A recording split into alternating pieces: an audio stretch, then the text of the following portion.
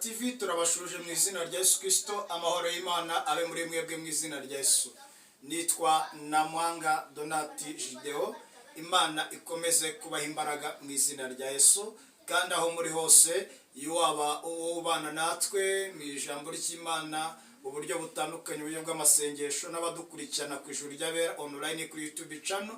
Imana ibaha umugisha, waba uri mu Rwanda cyangwa hanze, Imana iguha umugisha, kuko ubutumwa bwiza tubwiriza ku ijuru ry'abera TV buragenda bukagera ku mpera y'isi, kandi turi kumwe mu buryo bw'umwuka rwose. Nubwo tutaba turi kumwe mu buryo bw'umubiri, ariko mu buryo bw'umwuka tuba turi kumwe. Imana iguha umugisha. Tugiye kuganira ijambo ry'Imana rifite intego ivuga ngo kuva muri karande yo mu gisekuruza kiwanyu, kuva muri karande yo mu gisekuruza kiwanyu, hanyuma ukinjira muri gisekuruza cya Yesu Kristo mu izina rya Yesu. Ni iryo jambo tugiye kuganira. Imana iguha umugisha mu izina rya Yesu. Reka dusome Bibiliya, ubutumwa bwiza uko bwanditswe na Mariko, igice cyaho cya 7 umurongo waho wa 13. Aravuga ngo nuko ijambo ry'Imana murihindura ubusa kugira ngo mukomeze imigenzo yanyu yababayemo karande, kandi hariho n'ibindi byinshi mukora mw'ibyo.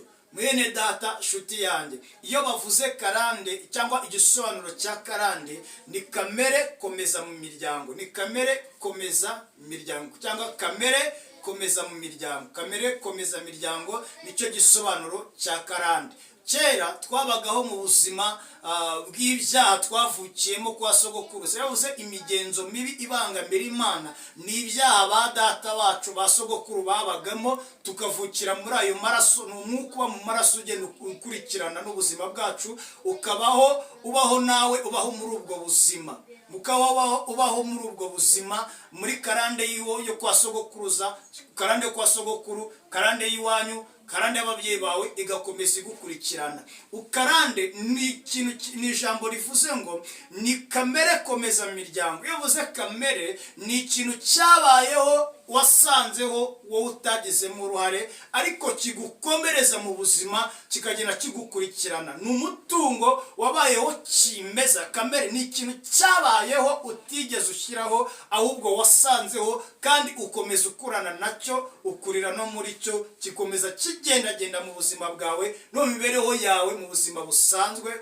bwa buri munsi. Hari igihe umuntu aba muri karande, akaba muri karande y'ibyaha bigiye bitandukanye n'imigenzo y'iwabo. Hari benshi bapfumaguraga, hari benshi baraguzaga, hari benshi baterekeraga, babaga muri karande y'iwabo. Iyo ni imigenzo ya gipagani, ni imigenzo ya Satani ibangamira ubumana bw'Imana mu bantu b'Imana. Hanyuma iyo abantu bakorana gutyo, baba bakorana n'imbaraga z'umwijima, baba bakorana n'imbaraga z'abadayimoni, baba bakorana n'imbaraga za Satani. Satani aba yarabafashe amatwi cyangwa yarafashe n'imitima yabo, ingingo zabo zose mu byo bakora babaga babikorera kwamamaza Satani cyangwa kugenzereza imigenzo ya Satani. Ariko iyo ni karande yagiye iba mu gisekuruza kiwacu. Hari n'abandi bagira karande y'umujinya, bakagira karande y'umujinya.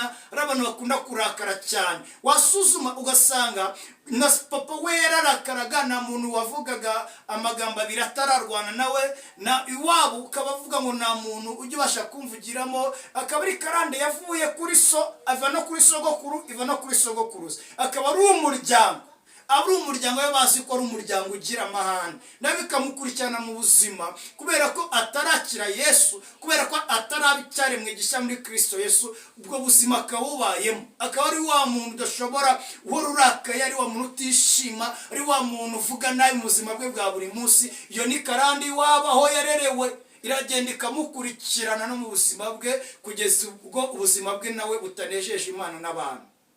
Iyo ni karande. Karande, hari igihe umuntu aba muri karande yo gushaka abagore benshi. Papa we akaba yarashatse abagore benshi, sogokuru akaba yarashatse abagore benshi barenze umwe. Uwo muntu nawe akabaho mu buzima bwo gukomeza gushaka umugore urenze umwe, akumva umugore umwe ntabwo amunyuze, akumva kubana n'umugore umwe ntabwo bihagije. Iyo ni karande imukurikirana mu buzima, ugasanga abayeho mu buzima bwo gushaka abagore benshi. Iyo ni karande yo mu gisekuruza, yo kwa se wabo, yo kwa papa wabo, yo kwa sogokuruza, igenda imukomereza mu miryango cyangwa ikomeza mu muryango we. Mwene data, Imana igutsindire iyo karande mu izina rya Yesu. Karande yo gushaka abagore benshi, karande yo kuba uheheta, Imana igutsinde mu izina rya Yesu. Itsinde umutima wawe, kuko umutima wawe Satani aba yarawujyanye mu gisekuruza, hanyuma utarimo Kristo neza. Imana ikugirire neza. Iyo tuvuze muri iyo karande, Bibiliya ikivuze muri karande, hano Yesu yavuze ngo ijambo ry'Imana mwarihinduye ubusa, mukurikiza imigenzo ya gipagani, mukurikiza imigenzo y'abasogokuruza iyo bagenderagamo. Mwanga kumvira ijambo ry'Imana. Iyo basogokuruza banyu, ba data bacu, hari imihango babagamo ariko igenda idukurikirana mu buzima. Hari ababaga mu buzima bwo guterekera kugeza na n'uyu munsi, umuntu akabaho mu buzima bwo kuraguza, yashakishiriza mu rusengero ngo ashaka abantu zamuhanurira, akamuri uwo mwuka kandi avuga ngo yarizeye Kristo. Karande ntabwo igikanga umukristo. Karande iyo umuntu afite ishusho ya Kristo ariko adafite kwera kwe muri we, karande ayibana nayo, abana nayo mu rusengero. Karande abana nayo mu rusengero, akabamo rwose aririmba, afite karande y'umujinya, afite karande yo kurebeza, yo gushaka abagore benshi, akaba mu rusengero yo kuba karande yo kuzagenda areba ngo uyu ni mwiza, areba abakobwa b'iki, ngo umwana uhiye dore umwana ukeye. Iyo karande y'ubuhehesi ikagenda imukurikirana kugeza igihe ashatse abagore barenze 2. Kandi aba mu rusengero akabamo gashaka undi. Umuntu ashobora kuba muri karande akayibana n'aba mu rusengero, kubera iki? Aba yaravuye muri Kristo, yarasuye mu byaha. Iyo umuntu agiye mu ntege nke akajya mu byaha, abasubiye muri karande zose yavuyemo zihita zimukurikira, akabaho aba muri karande, akabaho yibera muri karande mu buzima bwe. Kari umuntu ugira amahane, ari umuntu ugira ibyaha bikomeye cyane, uvuga ati uyu ni umukristo. Kubera iki? Abaho muri karande, yagize intege nkeya, akora icyaha, gusenga kuba guke muri we, gucyanuka kuba guke muri we, karande yose itimukurikirana. Mva cyo Bibiliya ivuga. Bibiliya ivuga ngo umuntu wese uri muri Kristo Yesu aba yahindutse icyaremwe gishya muri Kristo Yesu. Ngo ibya kera biba byarashize, yarahindutse icyaremwe gishya. Iyo uri umukristo neza, warakiriye Yesu ukabigumamo neza, karande ntabwo ikurikirana. Ariko iyo ubaye umukristo kwishora batijwe mu mazi menshi gusa ariko ntuhinduke, ubu umunyedini, karande urayibana mu rusengero. Nimuzasanga mu rusengero harimo abasambana, nimuzasanga mu rusengero harimo abajura, nimuzasanga mu rusengero harimo abateka mutwe, nimuzasanga mu rusengero harimo abarozi, nimuzasanga mu rusengero harimo abanyeshyari, nimuzasanga mu rusengero habamo amatiko akomeye, nimuzasanga mu rusengero. Karande zose ziramukurikirana, akazibamo yitwikirije ishusho ya Kristo cyangwa izina rya Kristo, ariko kwera kwe muri Kristo kutari muri we, akaba ari umunyedini.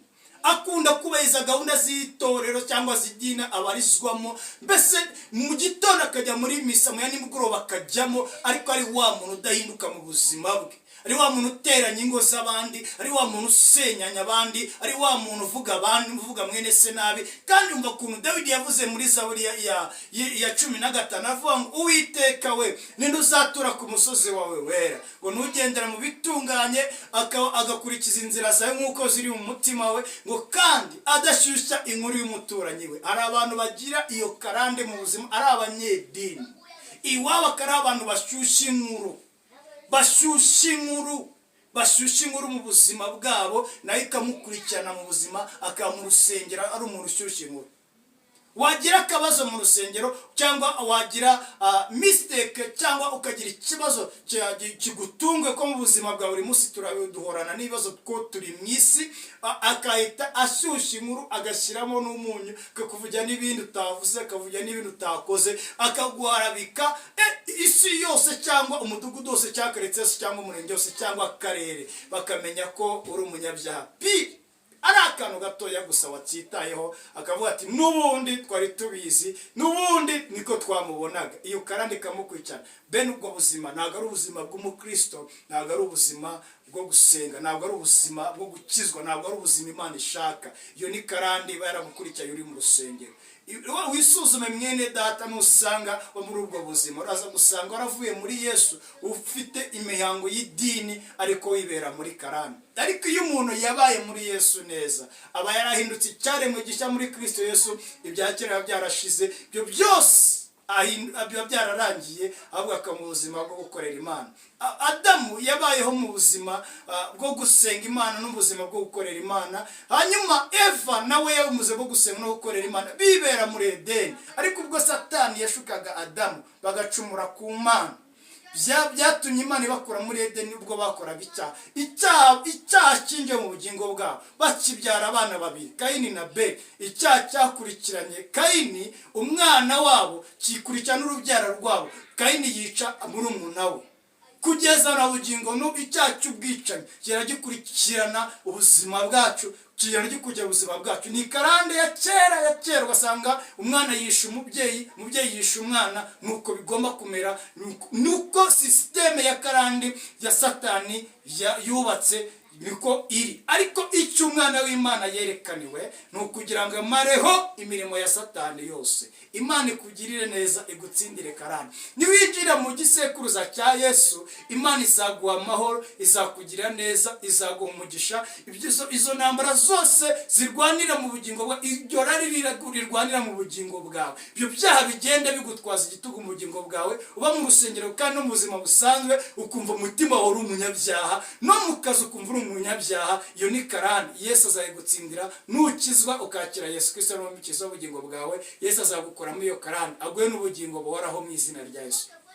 Injira muri Yesu, Imana iguhereze imbaraga kandi gutsindire karande mu izina rya Yesu. Mwifurije kujya muri Yesu kugira ngo karande ziwanyu zitagukurikirana. Nubu munyedini karande zizagukurikirana. Ntabwo karande itinya umuntu ngo nuko ari umupasiteri cyangwa ari umuririmbyi cyangwa ari umudiyakoni cyangwa ari umukristo wubahiriza gahunda z'itorero cyangwa z'idini mu rusengero. Oya, karande umuntu ashobora kwibamo kandi aba no mu rusengero akabamo ari umunyabyaha. Kubera iki? Ni karande. Hishurirwa, sobanukirwa ko karande idatinya izina witwa icyo waba uri cyo cyose. Ntabwo itinya titire, ubamo uri titire. Satani agukoresha ibyaha, yarakujyanye muri karande y'iwanyu, maraso mu gisekuru cy'abantu, ibyaha bikomeza bigukurikirana kubera kudakizwa neza. Mwene data, nshuti yanjye y'umusaraba, Imana ikunda kandi Imana igirira neza, ndashaka kugira ngo usobanukirwe iri jambo, hanyuma urwane intambara yo gutsinda karande mu gisekuruza cy'iwanyu. Ikikubwira ko ikikumenyesha karande ni ikintu kigukurikirana mu buzima, gihora kigaruka mu buzima. Hari n'abagira karande yo gupfa bakenyutse, hari n'abagira karande yo kubaho mu buzima bw'iwabo nta muntu ushaka ngo akore ubukwe ngo yubake urugo nk'abandi. Umuntu akubaka urugo ku myaka 15, 19, 20, nta muntu n'umwe wigeze umushingira, imiryango itarigeze iterana, batarashingiye mu mategeko ya leta ndetse no mu mategeko y'Imana. Imana itaramuhesheje umugisha akubaka urugo rw'umuruho. Iyo ni karande mu buzima bw'iwanyu. Karande icika mu izina rya Yesu ku buzima bwawe. Wewe Imana igusigaje kuri uyu munsi igutsindire karande. Iwanyu yego nta wakoze ubukwe, ariko wowe uzabukora mu izina rya Yesu. Iwanyu yego nta muntu watunze nk'igare, ariko uzatunga imodoka mu izina rya Yesu. Iyo karande yo gupfa nta kintu ugezeho mu buzima bwawe, muryo yo gupfa imiryango y'iwanyu nta kintu irageraho. Mwowe nizagukurikirane muri Yesu, muri Kristo Yesu, nizagukurikirane mu izina rya Yesu Kristo. Mwatuyeho imbaraga z'Imana, mwatuyeho umugisha w'Imana, mwatuyeho ubudahangarwa, mwatuyeho igikundiro, mwatuyeho umugisha mu izina rya Yesu. Iyo karande yo gushaka iwanyu bakuze, iyo karande yo gushaka iwanyu muri abakecuru, ukazarinda usaza umwana wawe utarambona, umwana arangije kaminuza atarambara ikanzu nk'abandi, atarabona risase nk'abandi. Iyo karande yo gushaka iwanyu bakuze bashaje, iyo karande irangire mu izina rya Yesu. Imana ikubakira urugo rw'umugisha kandi izagushyingire neza mu izina rya Yesu. Mwifurije gutsinda karande uyitsindiye muri Kristo Yesu. Amen, amen, amen, amen.